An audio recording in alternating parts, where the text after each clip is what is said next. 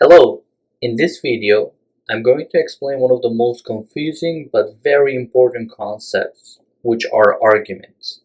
We'll break it down to in, out, both in and out arguments, how they differ from variables, and I'll show a real example so you can use them confidently in your own project.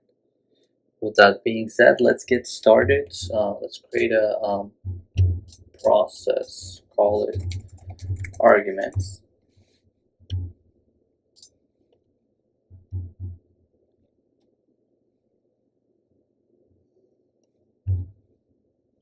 Arguments are very similar to variables, almost no difference. They hold information the same as variables. Only difference is that they do serve as a bridge that can pass information into outer scope. Let's create a sequence, call it test XAML. So whenever you work with different projects, you will have multiple XAMLs that you can build something and you can call them and reuse them as needed. And also it's better for breaking down the code, simplifying it, so you will have a lot of them. That's why arguments are very important. So let's have a multiple assign and use a couple of variables here. Let's just call this one str message, and this one let's call str name. For message, let's keep it simple, just say hello. For name, let's just put Mr. Z Automation Lab.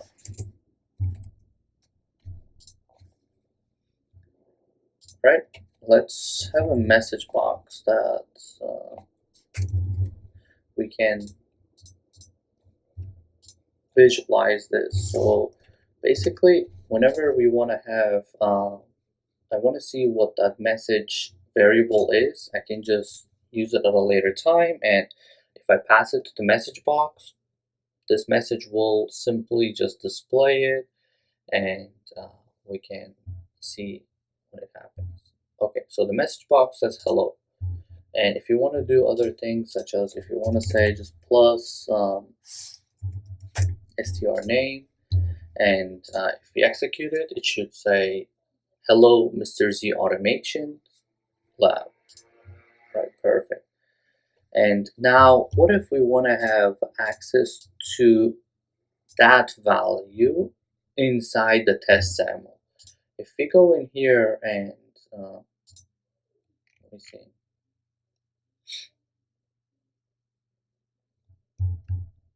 Let me double click it here. For some reason it is not opening.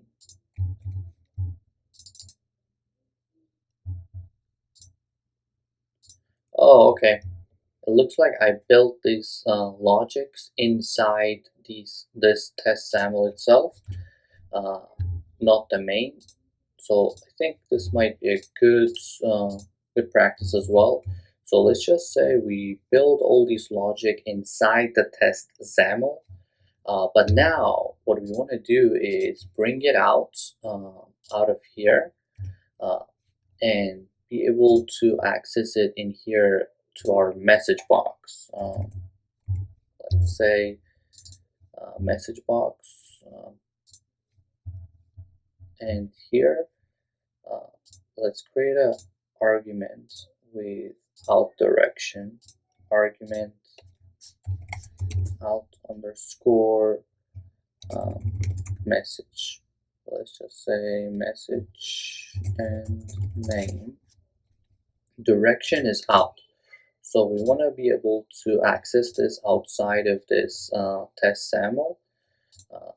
The way to do it would be to simply save it, and we want to bring this on top of here, because whenever we execute main, we want the main to go into test XAML and execute this line of code. That way we have these variables, values, and third one, what we want to do is out we want to have the str message plus str name to be passed out as a combination version. So it's going to get passed out of the test into whatever we call test. It just happens to be we are calling the test SAML into the main. We'll do refresh arguments, and in here we can just create a variable, control K, str underscore message and name. So what this is doing is saying, okay, we are bringing out the value, but we're restoring that value. Now we are connecting another variable that's in this scope. If we open this variables panel, we just created this variable in a main scope that we can use it, and the value of the main is decided based on this output. And let's do str message. Let's see what happens.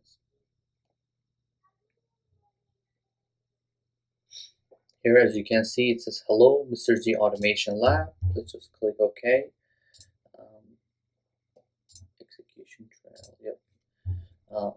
Now, what would happen if we were to change the argument direction? Instead of bringing the value out, hey, we want to bring it in.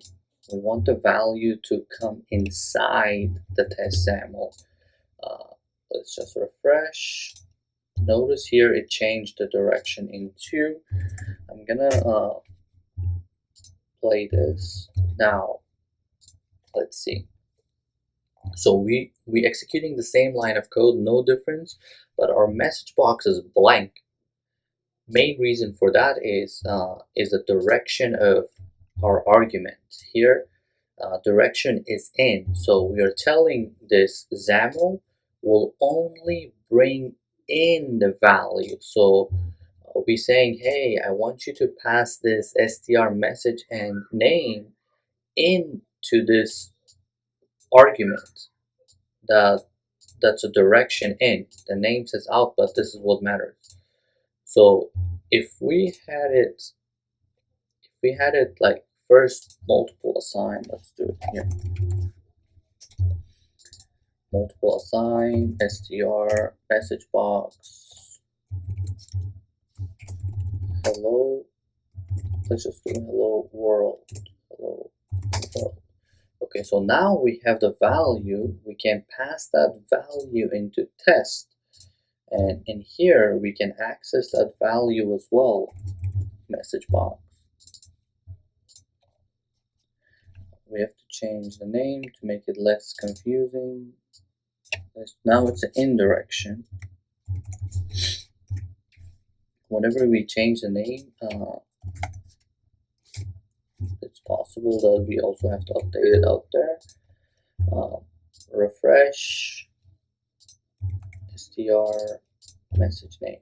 So what's happening now is that we say, okay, store the hello world in this variable message and name, and I want to pass that value into message and name so that we can access it in here, so therefore we can just show it as a message box. Let's just hit play. Notice we are in the test SAML. It executed this, and we are at the message box right now. It says hello Mr. Z Automation Lab. Reason being, even though we pass that value, but in here we are manipulating it with the new values. When we click, so we passed that value, but we are overriding it with this hello Mr. Z Automation Lab. The direction of argument is only in, so all these manipulation stays within this test SAML. When we click OK, it says hello world, because outer scope it says hello world in here, but it doesn't even bring it in, so it stays in that scope. So let's paste that here for visibility purposes, so we get to see before and after. Let's execute this. Okay, so first we see hello world because that's what we're passing in from here to this one. Uh, so when we see hello world and when we click OK, now we see hello Mr. Z Automation Lab because we said, okay, I want you to take this in str message and name argument, replace it with the new values. So we replace it with the new values. When we go outside into the main, it will say hello world because whatever happens inside stays inside because of the direction. Now, if you were to change the direction to in out, let's rename this properly as well. IO_str message name, save, let's go refresh. Now we should see the update when we come out as well, because what we're telling this now is that I want you to bring the message back in here, pass this to message and name, and I also want you to make these changes inside the test SAML. Once we are done with the changes, I want you to bring it out into main, change the value of str message name one more time. So let's execute this. We can see here that first one says hello world because that's what got passed into the test SAML. When we click OK, we are replacing the value with a new value. So it's showing that. When we click OK, now it shows the new value again because it's passing the value out. So that's how the IO input output argument works.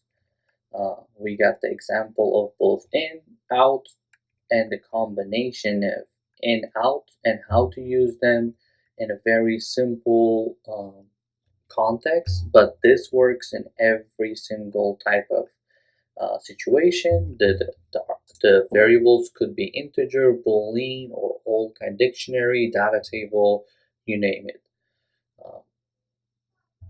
That's the overall concept of the direction of arguments and how they work. Thank you and have a nice day.